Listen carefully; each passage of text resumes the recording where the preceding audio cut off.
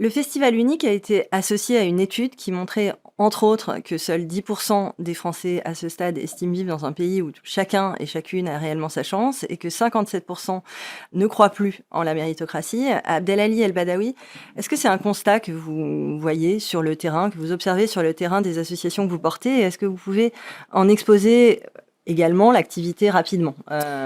Ouais, bonjour, merci. Effectivement, moi je suis infirmier de profession tout d'abord et c'est vrai qu'à travers mon métier déjà, il y a un vrai sujet et de constat sur ces questions-là depuis très longtemps. La question aujourd'hui des inégalités est là depuis bien longtemps. Ça fait pas 6 mois, ça fait des années aujourd'hui que ça existe. Et donc nous, on avait envie vraiment de transformer tout cela en créant des organisations qui partent du besoin terrain, partent de celles et ceux qui aujourd'hui vivent ces inégalités, peu importe lesquelles, et qui construisent à travers des solutions de terrain. Et aujourd'hui, on y arrive à travers nos organisations, banlieue santé, banlieue climat ou banlieue school. Et surtout, je pense que ce qui est important de voir, c'est que les populations aujourd'hui sont de plus en plus enclins à vouloir comprendre et apprendre et à faire par elles-mêmes. Donc c'est pour nous une victoire. Et il y a aujourd'hui plein de victoires qui sont faites, malgré aujourd'hui ce qu'on voit en termes de constats et d'inégalités. Et justement, Abdelali, est-ce qu'il y a des changements, parce que ça fait déjà quelques années que, même si certaines associations là sont récentes, ça fait quelques années qu'elles existent.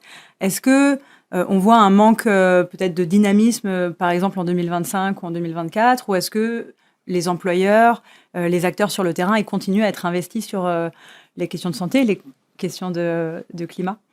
Oui, alors on a plusieurs formes, c'est-à-dire qu'aujourd'hui, que ce soit des partenaires entreprises qui ont envie aujourd'hui de changer les choses, mais ils ne savent pas faire, ils ne savent pas par qui passer. Et puis aussi, je pense qu'il faut aussi innover à travers les solutions, avoir des innovations sociales, faire en sorte qu'il y ait des entrepreneurs sociaux qui puissent aujourd'hui engager tout un travail même de transformation, aujourd'hui même des politiques publiques, parce qu'il y a une réalité. Je pense qu'il faut aussi faire en sorte que les acteurs économiques, les acteurs publics, mais aujourd'hui les acteurs associatifs puissent travailler ensemble à transformer cela. Donc il y a effectivement des difficultés, mais il y a aussi des solutions qui sont proposées. Et c'est ça que nous, on va chercher, c'est que effectivement le constat, les difficultés, elles sont présentes. Voilà, maintenant qu'elles sont faites, il faut agir. Et donc, agir à la racine, c'est aujourd'hui notre travail à travers nos engagements avec les habitants et avec les bénéficiaires en direct.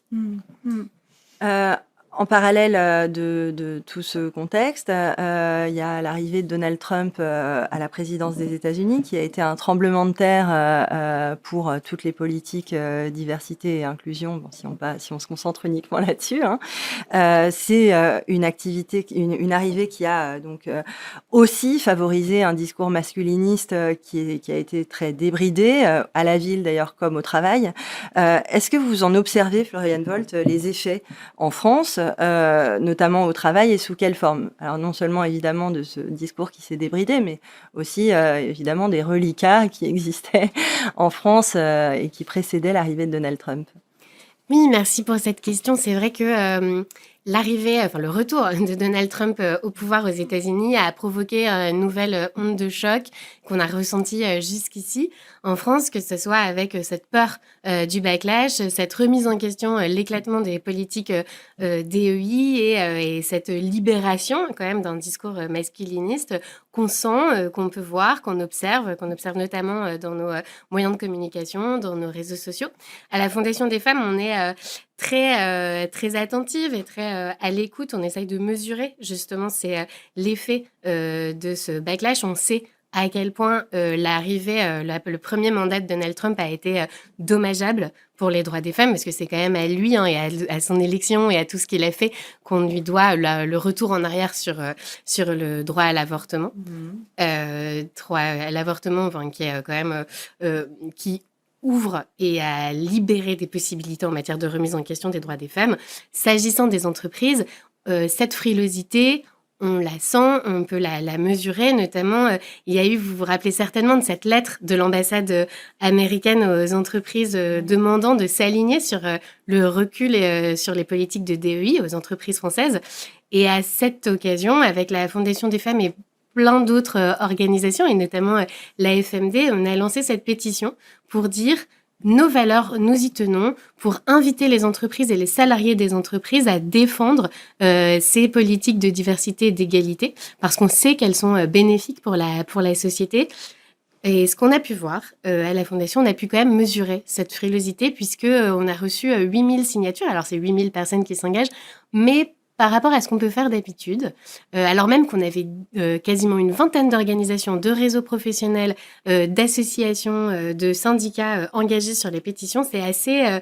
voilà, le bilan est assez mitigé. Je pense qu'on peut capter cette frilosité nouvelle des entreprises à l'égard des politiques de DEI. Ouais. Okay. Donc, ça veut dire que sur cette pétition, 8000, c'est moins... Ce que vous essayez de dire, c'est que c'est moins que les pétitions et les engagements mis en place les années précédentes. Oui, ou sur d'autres pétitions de la Fondation des femmes, c'est quelque chose qu'on fait habituellement sur des sujets. Je prends un exemple qui n'a rien à voir, mais par exemple, récemment, on a lancé quelque chose pour la défiscalisation des pensions alimentaires. On est à 40 000 signatures en 2 mois. Ouais. Voilà, donc là, 8 000, péniblement, ça montre quand même, et malgré nos efforts, malgré notre communication, malgré l'enthousiasme aussi de toutes les organisations qui s'y sont associées, tous les réseaux, finalement, ça n'a pas forcément fonctionné. Et pour nous, c'est peut-être un premier signe de cette frilosité. Et est-ce que ça se corrèle à une mesure d'une montée d'un sentiment de sexisme de la part des femmes et d'un masculinisme alors le HCE, le Haut Conseil à l'égalité, le mesure chaque année, mais enfin chaque année ou régulièrement en tout cas. Est-ce que c'est quelque chose qui est en train d'être observé par la Fondation des femmes ou par des organismes tiers ? Oui, on voit dans tous les cas que malgré cette frilosité, en face, il y a un véritable besoin. Le baromètre STOP, qui a été publié fin avril sur la place des femmes en entreprise, montre que 3 femmes sur 4 sont exposées à des discours sexistes, des discours masculinistes. Donc vraiment, il ne faut pas relâcher l'effort parce qu'il y a en effet peut-être des poussées masculinistes en entreprise, mais aussi ailleurs. Et c'est vrai que c'est aussi les choses qui nous attirent, qui nous attirent au sens de sur lesquels on est particulièrement attentive à la Fondation des femmes. On peut voir, par exemple, je prends l'exemple des réseaux sociaux. C'est vrai que le Haut Conseil à l'égalité a également mesuré cette montée des masculinismes, en particulier chez les jeunes hommes, et l'adhérence à ces discours qui prolifèrent, qui sont de plus en plus nombreux, et notamment parce qu'ils se mettent sur le plan des messages de développement personnel. Et c'est aussi pour ça qu'ils fonctionnent bien sur les réseaux. Et à l'inverse, l'arrivée de Donald Trump et puis ses amis de la tech qui détiennent aujourd'hui quand même des réseaux sociaux qui sont revenus tous sur leur politique de diversité, sur leur engagement à réguler les discours de haine, quels qu'ils soient, créent ce qu'on appelle quand même des shadow bans. Donc vraiment, on peut voir qu'à l'inverse de ces discours masculinistes qui montent, qui prolifèrent, les discours des organisations féministes, les messages progressistes, eux, sont de plus en plus difficilement visibles. Nous, on l'a vraiment mesuré avec notre compte à la Fondation des femmes. Ouais. D'un coup, nos comptes, nos messages, nos publications, que ce soit pour la course sur la nuit des relais, le concours d'éloquence, d'un coup, ils étaient moins visibles. Et on a dû, en équipe, réfléchir à comment contourner les nouveaux algorithmes qui sont clairement défavorables au message pro-diversité et pour l'égalité entre les femmes et les hommes. Moi, à la FMD, je trouve qu'on a un peu du mal à justement saisir le contexte et l'impact du contexte sur le travail des associations, sur les relations avec les institutionnels, les relations avec les entreprises, parce qu'on a d'un côté la frilosité. Donc, on sent des peurs, on sent que les employeurs, ils veulent tester des choses sur un tout petit périmètre avant de se lancer. Ça a toujours existé. Mais on sent plutôt une peur des associations, notamment concernant les budgets, concernant le nombre d'employeurs qui vont les soutenir ou concernant les budgets plus d'un point de vue des subventions. Mais pour autant, j'ai du mal à voir de manière concrète justement cet impact au-delà d'une peur de voir moins de budget. J'ai du mal à voir. Est-ce que vous sentez ça aussi sur le terrain ou est-ce que vous avez d'autres... Et puis, est-ce que c'est une autre question que le budget ? Est-ce qu'il y a d'autres sujets que le budget ? En tout cas, nous, ce qu'on mesure là à la Fondation des femmes, on a aussi lancé un appel sur justement les coupes budgétaires on est dans un contexte politique compliqué, financier compliqué, c'est-à-dire qu'on a à la fois les collectivités locales qui aussi revoient leurs subventions, l'État qui s'interroge et dernièrement, alors ça a été, heureusement, on a été réconforté là-dessus, mais il était même question de toucher, de limiter finalement les abattements fiscaux et donc l'investissement des entreprises entreprises s'agissant des dons. Donc, il y a clairement une frilosité qui est, je pense, justifiée, enfin une peur, en tout cas, des associations qui est justifiée parce que les besoins continuent d'augmenter, notamment sur le secteur qu'on connaît très bien, qui sont les violences faites aux femmes. Nous, à la Fondation des femmes, notre rôle, il est aussi de justement d'aider les associations, de compenser. Et on voit qu'il y a de nombreuses demandes, on voit des associations en détresse budgétaire d'une manière ou d'une autre qui nous sollicitent. Donc, je pense que cette peur, elle est confirmée et elle est légitime. Ok. Néanmoins, c'est aussi pour ça qu'on compte sur les entreprises pour s'engager et continuer de s'engager comme ils l'ont fait depuis quelques années, particulièrement à la suite de MeToo. Abdelali El-Badawi, est-ce que vous observez aussi, vous aussi, vous avez quand même des petits mots-clés qui ont été rayés de la carte trumpienne et donc avec une influence qui doit avoir lieu peut-être. Est-ce que vous observez aussi ces effets sur les fonds que vous recevez, le soutien de la part des entreprises, mais aussi de l'institution? Ouais, c'est-à-dire que les dernières aujourd'hui discussions qu'il y a eu politiquement sur la baisse, en tout cas sur la question fiscale des associations et autres et des donations, était un vrai sujet où d'ailleurs beaucoup d'associations se mobilisaient. Il faut savoir que, alors moi je suis administrateur au Centre français des fonds et fondations et donc forcément on s'est beaucoup mobilisé à l'intérieur pour aujourd'hui mobiliser les fondations sur ces sujets-là, mais aussi les entreprises sur ces sujets-là. En France, il y a 20 millions de bénévoles, 2 millions de salariés. Donc le constat est simple, un Français sur 4 est bénévole et a donné du temps ou donne du temps. Et donc c'est là où on voit la force quand même importante dans notre pays de gens qui aujourd'hui s'activent pour être utiles aux gens. Et donc de ce constat-là, je pense que le gouvernement, s'il avait effectivement été jusqu'à décider de diminuer, de baisser ou de retirer tous ces sujets de fiscalité et autres de donation, je pense que ça aurait créé un vrai problème parce qu'aujourd'hui, les acteurs associatifs, il faut le dire, font un vrai travail de service public au quotidien et que l'État ne peut pas faire. Et donc, et ne pourra jamais faire. Donc, il faut, je pense, repartir du terrain, repartir de celles et ceux qui font. Et quand je dis les acteurs, c'est pas juste les grandes organisations qu'on voit, c'est aussi monsieur et madame tout le monde. L'association qui s'occupe des chats dans le quartier. Voilà, c'est des gens qui, au quotidien, font un travail formidable et c'est eux qu'il faut saluer et qu'il faut préserver. Et je pense que c'est là aussi qu'il y a eu une forte mobilisation de beaucoup d'acteurs et je pense qu'il faut les remercier. À partir de ça, pour revenir quand même au rôle des entreprises dans l'émergence, le renouveau, la résilience, la résistance des politiques diversité, quelles sont vos attentes là dans le contexte actuel, étant donné ce qui se passe, etc. Enfin, c'est quoi les attentes En fait, je pense que déjà, il faut voir les acteurs associatifs plutôt comme des innovateurs qui innovent au quotidien et qui, au quotidien, ont le thermomètre social de ce qui se passe. Chose que parfois les institutions publiques ou les acteurs privés, les entreprises n'ont pas forcément au quotidien. Et ça a une valeur inestimable. Et donc, ça a une valeur inestimable. C'est pour ça que moi, je dis que aujourd'hui, mettre des moyens aux acteurs associatifs, ce n'est pas une dépense, mais un investissement. Et même, je dirais, c'est probablement, on fait des économies de santé publique ou des économies de politique publique à travers l'investissement qu'on met sur les acteurs associatifs ou les innovateurs sociaux. Et ça, je pense que il faut pas du tout fermer les yeux et regarder les choses avec beaucoup d'intelligence et puis d'humilité de ce qui se passe sur le terrain. Et ça passe par quoi? Alors, cette action des entreprises possibles, enfin, les attentes que vous auriez de la part des entreprises, ça passerait par quoi?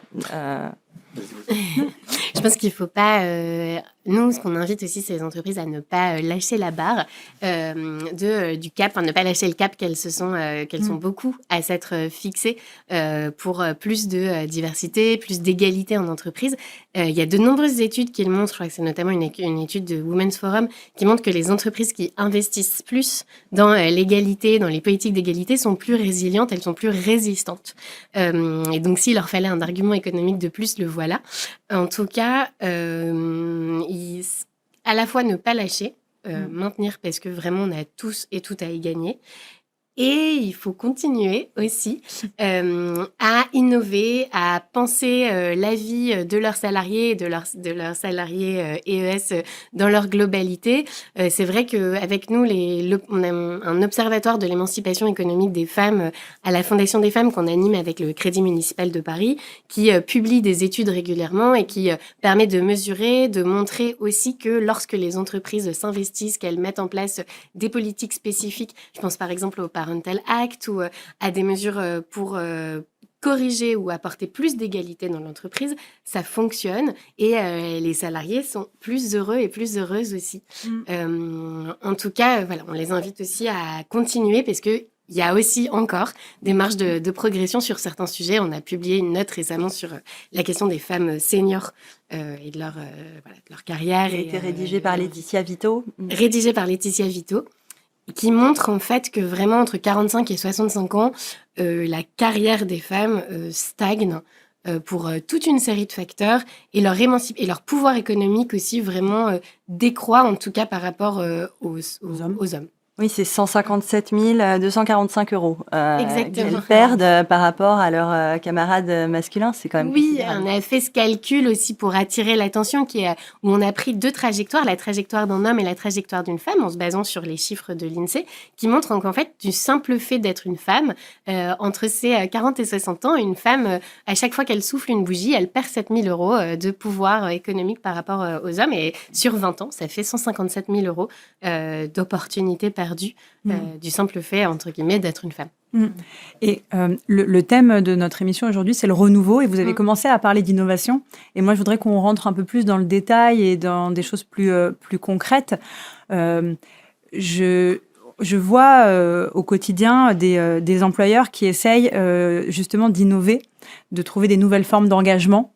Mais je trouve que c'est un peu difficile parce que ça fait 25 ans qu'on travaille sur ces questions-là. Est-ce que vous, justement, vous avez trouvé des moyens d'innover et de quelle manière ?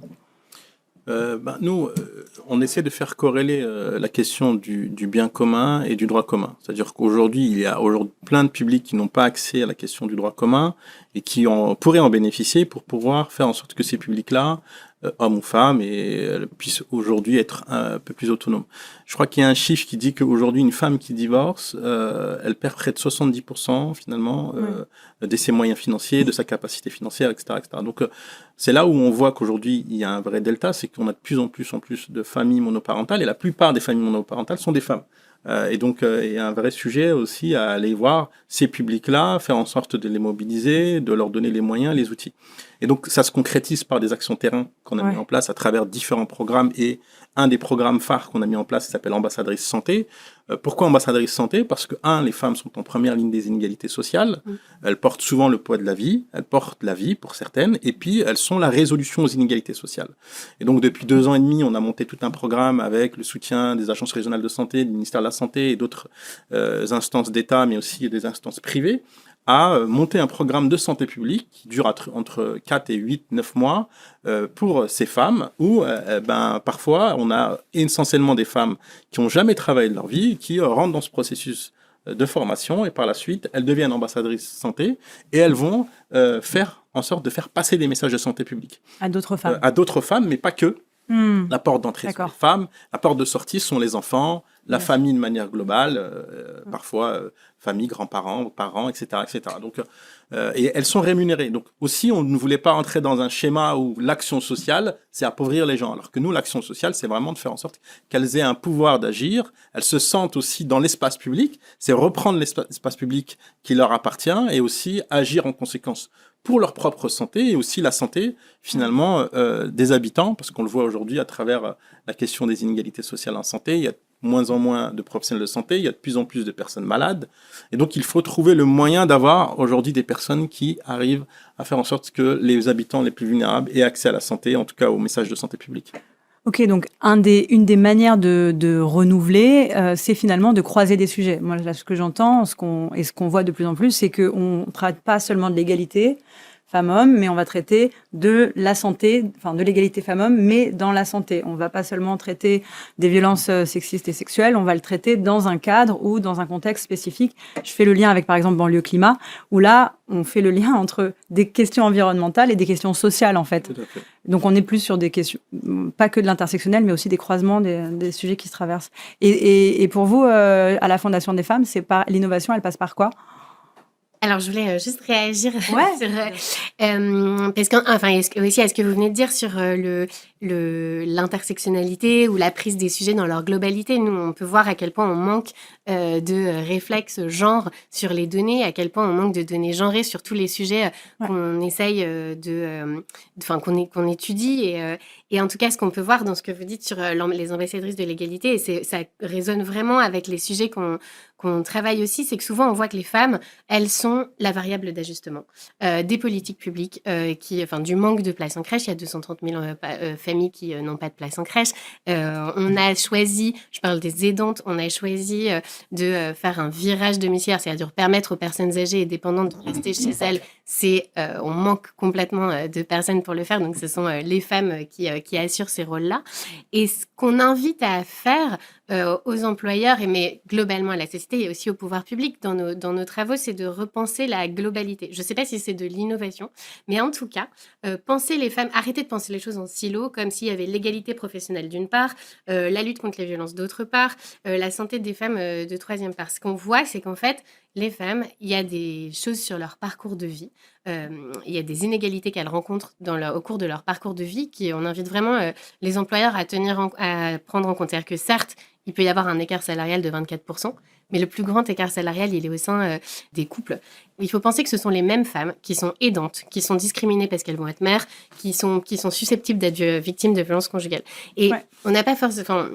Évidemment, à la Fondation des femmes, on soutient toute forme d'innovation qui permettent aux entreprises de s'engager et de répondre à ces sujets en formulant différentes recommandations qu'on invite à retrouver. Ouais. Bien, merci à vous deux. Floriane Volt, je rappelle que vous êtes directrice des affaires publiques et juridiques à la Fondation des femmes. Abdelali El Badawi, je rappelle que vous êtes président et fondateur de Banlieue Santé, Banlieue Climat et Banlieue School. Donc, merci à vous deux d'être venus. Maya, nous nous retrouvons à la rentrée pour une nouvelle émission, une émission qui portera sur la réinsertion des ex-détenus. Ce sera passionnant. Et je vous souhaite un merveilleux été en attendant ce moment.